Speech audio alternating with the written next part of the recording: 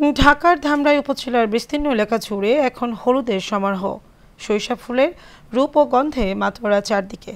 প্রতি বছরের মতো একবার সরিষার ক্ষেত থেকে মধু সংগ্রহ করতে ব্যস্ত সময় পার করেছেন মৌখামারিরা। প্রতিনিধি মুস্তাফিজুর রহমান বকুলের তথ্য ছবিতে বিস্তারিত জানাচ্ছেন আনোয়ার।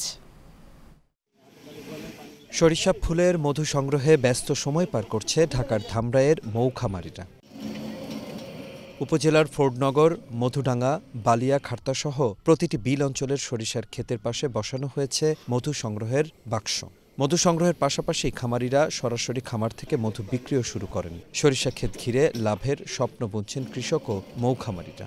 আর সেই জায়গাতে 20 দিন হয়। 20 দিনে মোটামুটি যতটুকু টার্গেট ছিল মোটামুটি ক্ষুদাতলা দেশে 10 থেকে 12 মণ। সরিষা ফুলের মধ্যে অনেক ভালো হয় সেটা জানছি, এই জন্য আর কি গতবারে নিছি, এবার আর কি নিব।